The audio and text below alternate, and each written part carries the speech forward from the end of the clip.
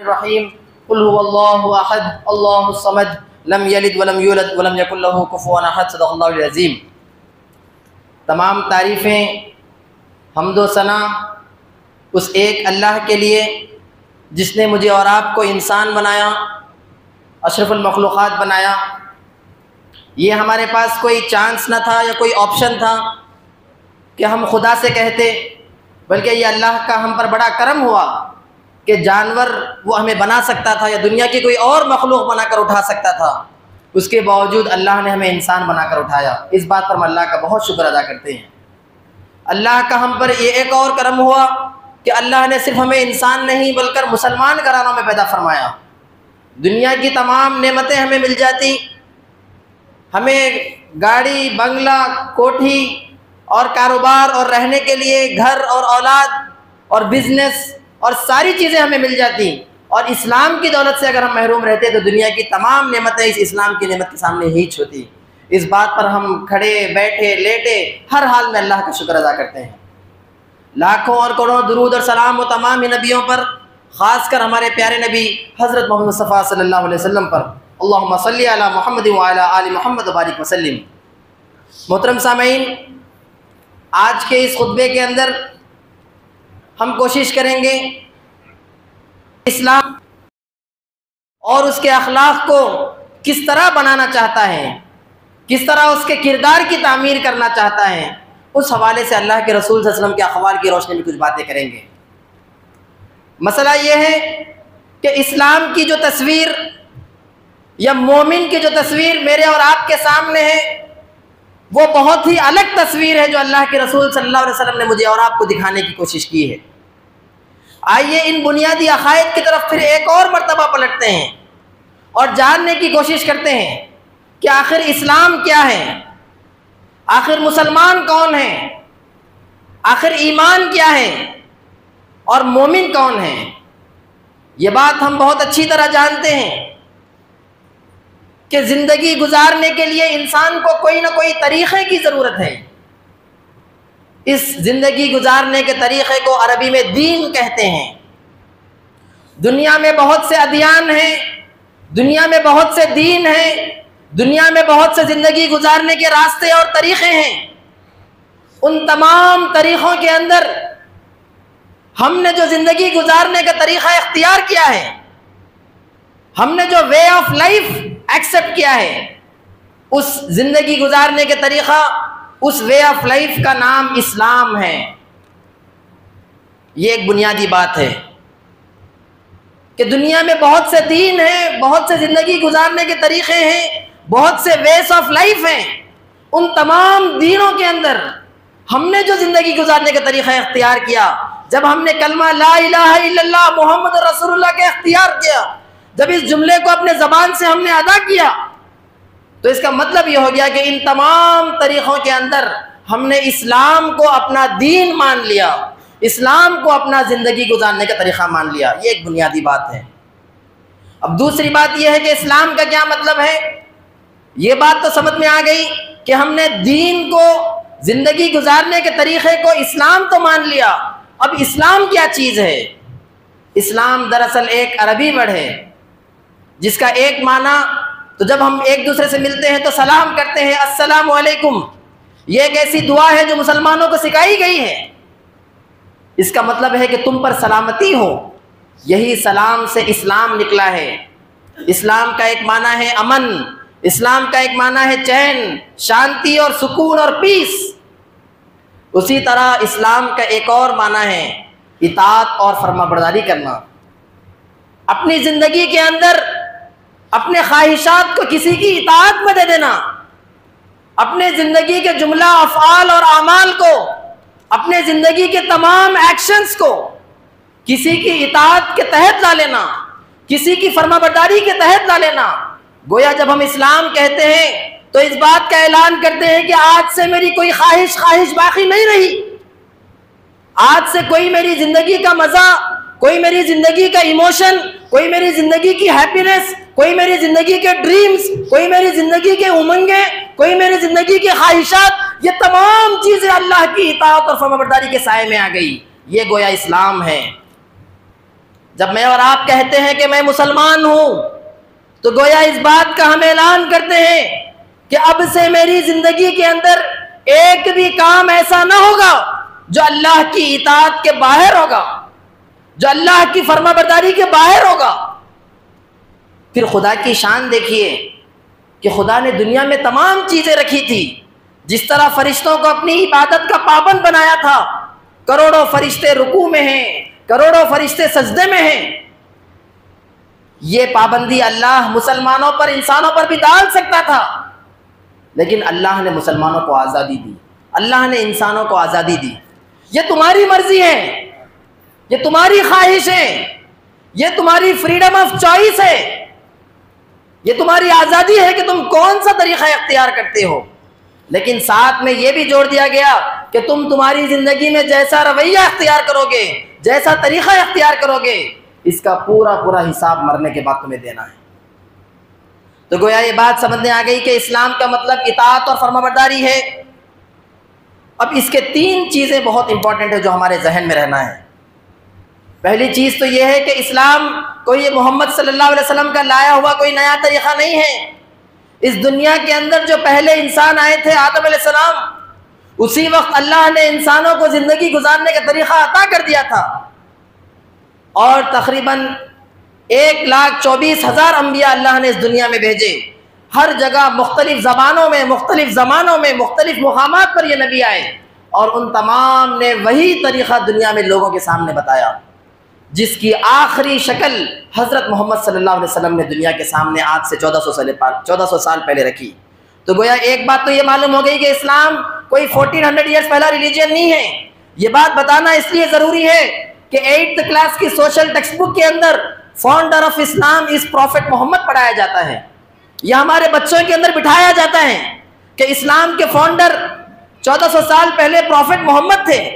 तो गोया ये बात हमारी नस्लों तक पहुंचाना जरूरी है कि इस्लाम के फाउंडर प्रॉफिट मोहम्मद नहीं है। प्रॉफिट मोहम्मद तो इस्लाम के मैसेंजर हैं, इस्लाम का पैगाम पहुंचाने के लिए यहां पे आए हैं।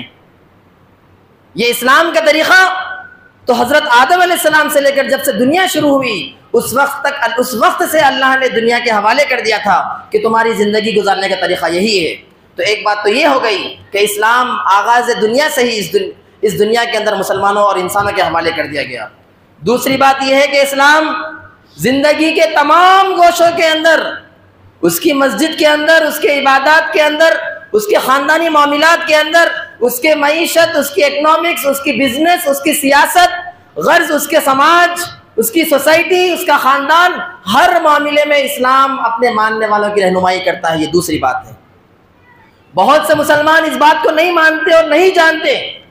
सब ये समझते हैं कि महज हमने नमाज पढ़ ली, हमने रोज़ा रख लिया, हमने ज़कात दे ली तो गोया हमने इस्लाम को मुकम्मल कर लिया। नहीं, इस्लाम सिर्फ मस्जिदों के अंदर क़ैद रहने के लिए नहीं दिया गया। इस्लाम मेरी और आपकी ज़िंदगी के तमाम गोशों के अंदर, तमाम डिपार्टमेंट्स के अंदर, मेरा लेन देन कैसा होगा, मेरी दोस्तियां कैसी होगी, मेरी दुश्मनियां कैसी होगी, मेरा ख़ानदान कैसा होगा, मेरी शादियां कैसी होगी, मेरे मुआहदे कैसे होंगे, मेरी सियासत कैसी होगी, मेरे एग्रीमेंट्स क्या होंगे, मेरी फॉरेन पॉलिसी क्या होगी, इन तमाम मामलात में इस्लाम इंसानों की रहनुमाई करता है। ये दूसरी चीज़ है। तीसरी चीज़ ये है कि इस्लाम जिस तरह एक आदमी के आखिरत की, उसके जन्नत के हुसूल का ज़रिया है। अगर कोई हकीकत में जन्नत का तलबगार है, कोई चाहता है कि वह हमेशा हमेशा के लिए दोज़ख से बच जाए, तो जिस तरह इस्लाम लोगों के जन्नत के दाखिले का ज़रिया है, उसी तरह इस दुनिया के तमाम मसाइल का हल भी है। बहुत से लोग इस्लाम के हवाले से या तो आसमान की ऊपर की बातें करते हैं या ज़मीन के नीचे की बातें करते हैं। उन्हें नहीं पता कि इस दुनिया के जो मसाइल हैं, चाहे वो रेसिज्म हो, चाहे वो कैस्टिज्म हो, चाहे वो भुखमरी का मसला हो, चाहे वो करप्शन का मसला हो, चाहे वो पॉवर्टी का मसला हो, चाहे वो पॉपुलेशन का मसला हो, चाहे वो इसराइल और फ़लस्तीन की जंग हो, चाहे वो अमेरिका के इंतखाबात हो, चाहे मईशत का गिर जाना हो, चाहे वो स्टॉक मार्केट के मसले हों, हम कहते हैं कि इस्लाम जिस तरह आखिरत में एक आदमी के नजात का जरिया है, उसी तरह इस जिंदगी के तमाम मसाइल का हल है। ये 3 चीज़ें इस्लाम के हवाले से याद रखना हमारे अक़ीदे का, हमारे ईमान का हिस्सा है।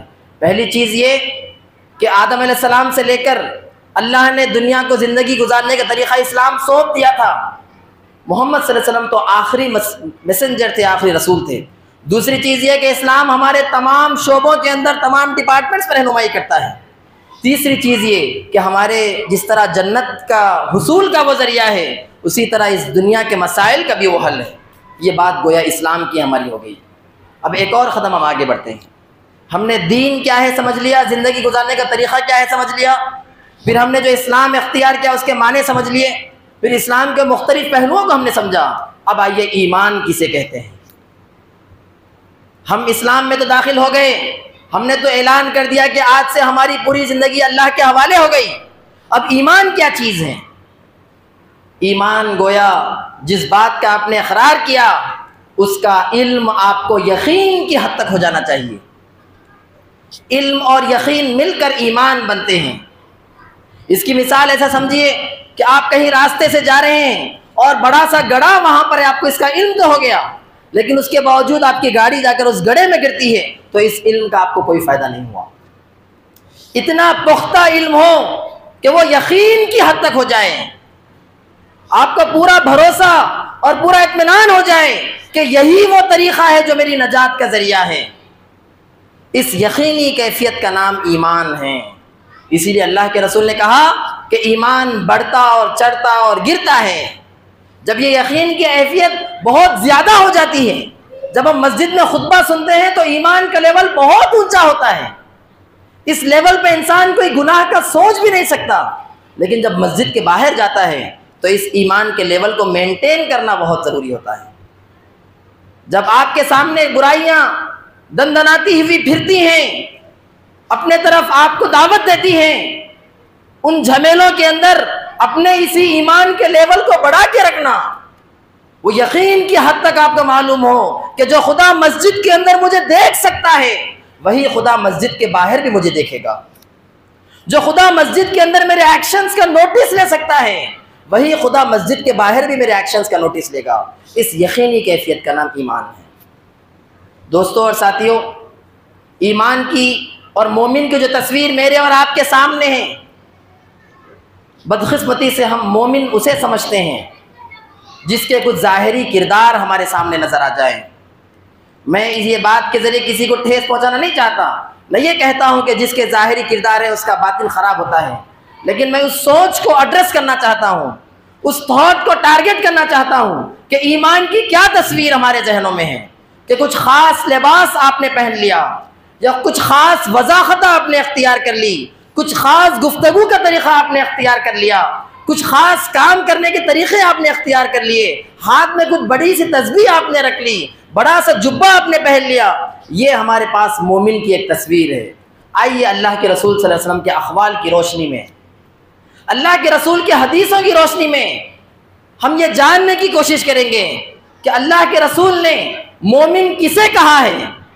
मोमिन का मेयार या मोमिन का पैरामीटर अल्लाह के रसूल ने क्या तय किया है। आप अंदाज़ा लगाइए, जब मैं ये हदीसें पढ़ रहा था मुझे हैरत हुई कि ये वो हदीसें मैंने ज़िंदगी में बहुत सी हदीसें पहली बार पढ़ी हैं। उम्मत के सामने मोमिन के इस किरदार को लाना बहुत ज़रूरी है। अल्लाह के रसूल ने कहा कि वो शख्स मोमिन हो ही नहीं सकता जो दूसरों के लिए वही पसंद न करे जो खुद के लिए पसंद करे। क्या अजीब मेयार है। अल्लाह के रसूल ने ईमान का एक मेयार तय कर दिया। आपको इज्जत पसंद है तो अपने भाई के लिए आपको इज्जत पसंद करना होगा, and this shall be the parameter of मोमिन। ये मोमिन का मेयार होगा। तुम्हारी तकरीरें, तुम्हारे खुतबे और तुम्हारी नमाजें यकीनन ये अल्लाह की इताअत के लिए हो सकती हैं, लेकिन अल्लाह के रसूल ने कहा कि ला युमिनु अहदुकुम, वो शख्स मोमिन हो ही नहीं सकता जब तक कि वो अपने भाई के लिए वही चीज़ें पसंद ना करे जो अपने लिए पसंद करे। अल्लाह अकबर। आप पैसा चाहते हैं तो आपके ईमान की तस्वीर, आपके ईमान का मेयार यह होगा कि अपने भाई के लिए भी पैसा चाहें। आप इज्जत चाहते हैं तो मेयार यह होगा कि अपने भाई के लिए भी इज्जत चाहें।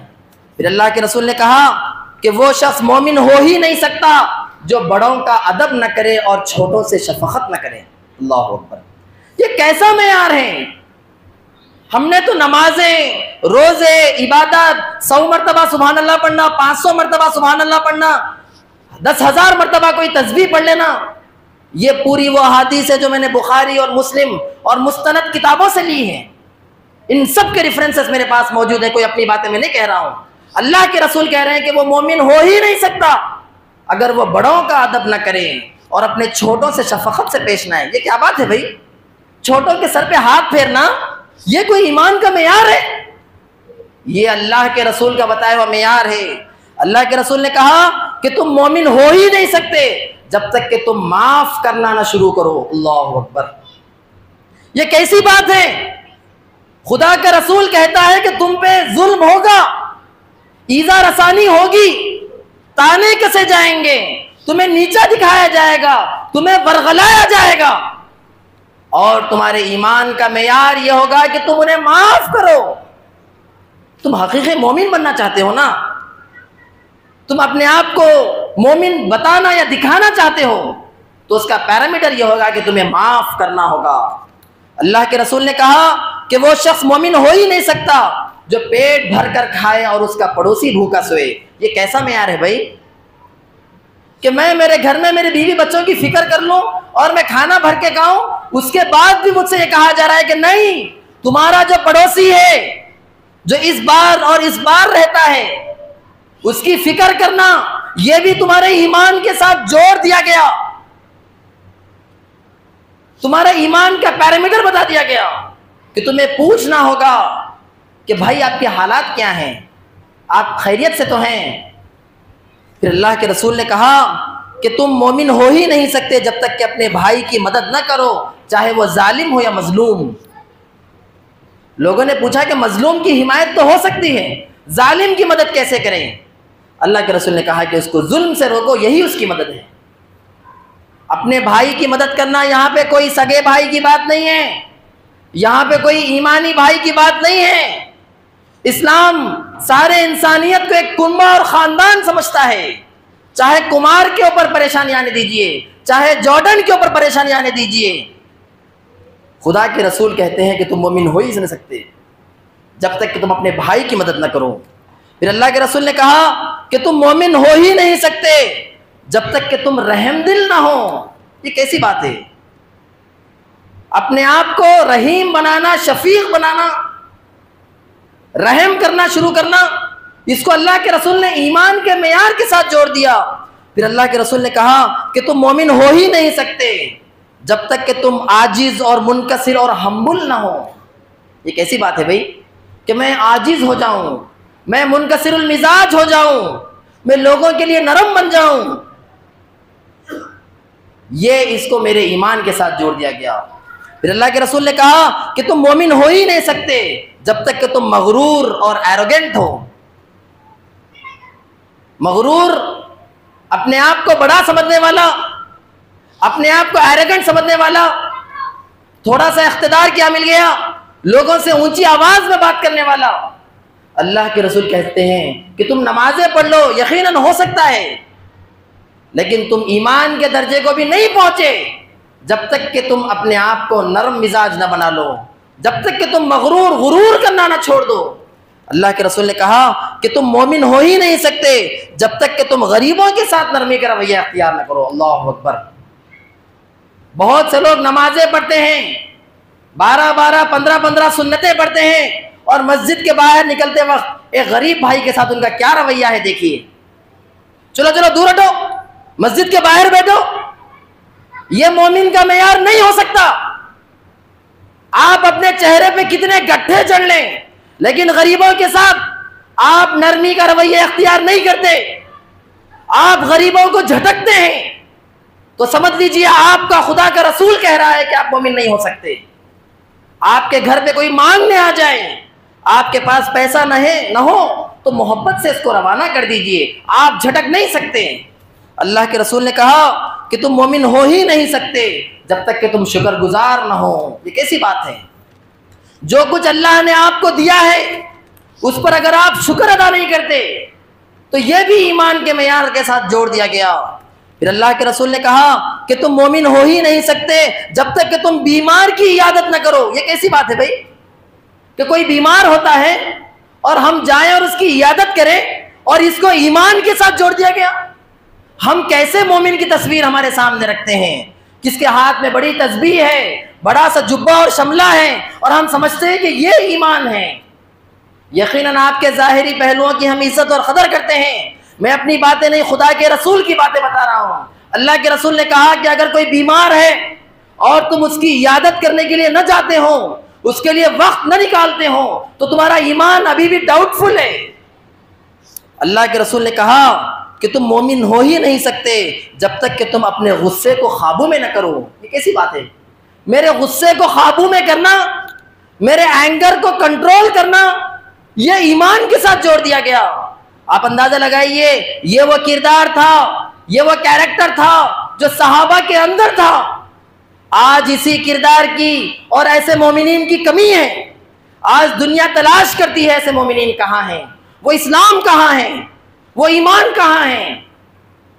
ये वो हदीस है जो उम्मत से छुपाई गई, ये जिसके तस्करे बहुत कम हुए। ये वो पर्सनालिटी, ये वो किरदार, ये वो कैरेक्टर, ये वो शख्सियत मुझे और आपको फिर अपने अंदर ताज़ा करना है। अल्लाह के रसूल ने कहा, दोस्तों के बारे में कहा कि तुम मोमिन हो ही नहीं सकते जब तक कि अपने साथियों के साथ तुम वफादारी ना करो और उनका हक अदा ना करो। दोस्ती का हक अदा करना, यह आपके ईमान के साथ जोड़ दिया गया। फिर अल्लाह के रसूल ने कहा कि तुम मोमिन हो ही नहीं सकते जब तक कि तुम अपने कामों की तारीफ के ख्वाहिशमंद हो।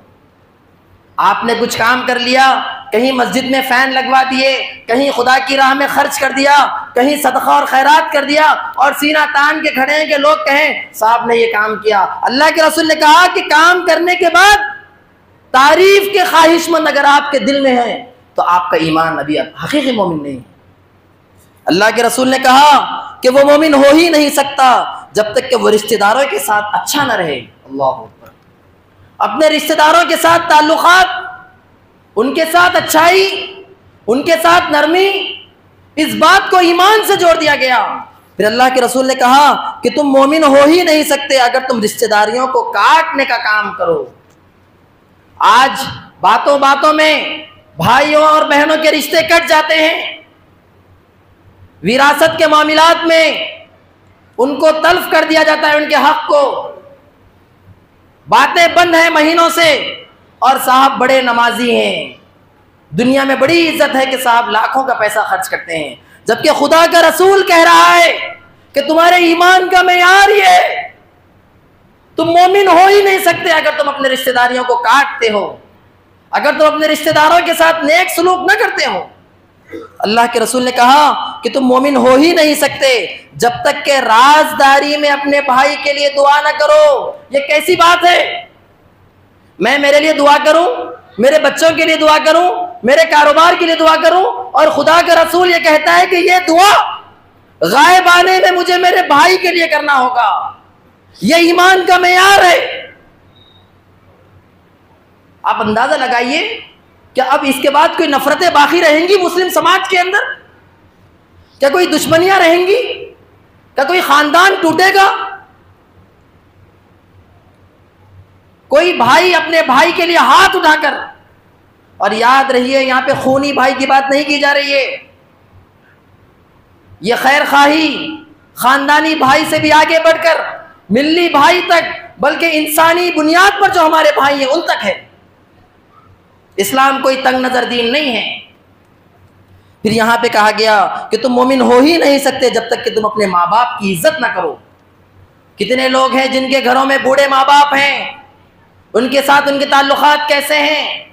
कहीं पे बीवी की तरफ झुकाव हो जाता है तो माँ बाप को छोड़ देते हैं, जबकि खुदा का रसूल कह रहा है कि तुम्हारे ईमान का ये मेयार, ये पैरामीटर है कि अपने माँ बाप की तुम इज्जत ना करोगे तुम मोमिन नहीं हो सकते। दुनिया के सामने तुम डंका बजा लो अपने ईमान का, लेकिन खुदा के पास तो ईमान का अलग रजिस्टर है। अल्लाह के रसूल ने कहा कि तुम मोमिन हो ही नहीं सकते जब तक कि तुम जानवरों के साथ नरमी ना करो। ये कैसी बात है भाई कि इंसानों तक तो कह दिया, अब एक और कदम आगे बढ़ गए और कहा कि तुम्हारे ईमान का मेयार यही होगा। तुम सच्चे मोमिन उसी वक्त हो सकते हैं जब तुम बैल, बकरी और जानवर के साथ तुम अच्छा मामला करो। ये वो ईमान है, ये वो किरदार है, ये वो कैरेक्टर है जिसको आज की इस दुनिया में ताज़ा करना है। मोमिन की एक अलग तस्वीर मेरे और आपके जहरों में बैठी हुई है, उसको खुरेद कर निकालना है। और इस तस्वीर को जो अल्लाह के रसूल ने बताई है कि पड़ोसियों के साथ ताल्लुकात, भाइयों के साथ ताल्लुकात, बड़ों के साथ ताल्लुकात, छोटों के साथ ताल्लुकात, रिश्तेदारों के साथ ताल्लुकात, इंसानों के साथ ताल्लुकात, जानवरों के साथ नरमी, इन तमाम मामलात को अल्लाह के रसूल ने ईमान का एक तस्वीर बनाकर दुनिया के सामने पेश किया।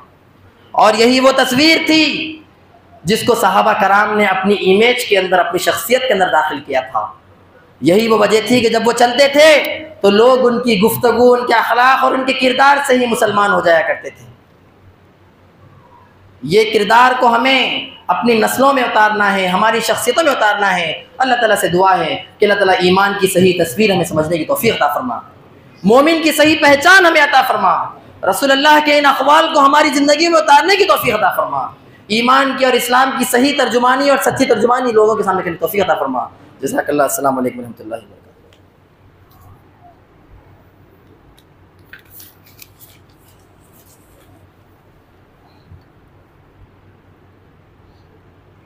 रहीम। कुल हुवल्लाहु अहद अल्लाहुस समद लम यलिद वलम यूलद वलम यकुल लहू कुफुवन अहद। सदक़ल्लाहुल अज़ीम। तमाम तारीफ़ें, हम्दो सना उस एक अल्लाह के लिए जिसने मुझे और आपको इंसान बनाया, अशरफुल मखलूक़ात बनाया। ये हमारे पास कोई चांस न था या कोई ऑप्शन था कि हम खुदा से कहते, बल्कि ये अल्लाह का हम पर बड़ा करम हुआ कि जानवर वो हमें बना सकता था या दुनिया की कोई और मखलूक बनाकर उठा सकता था, उसके बावजूद अल्लाह ने हमें इंसान बनाकर उठाया। इस बात पर हम अल्लाह का बहुत शुक्र अदा करते हैं।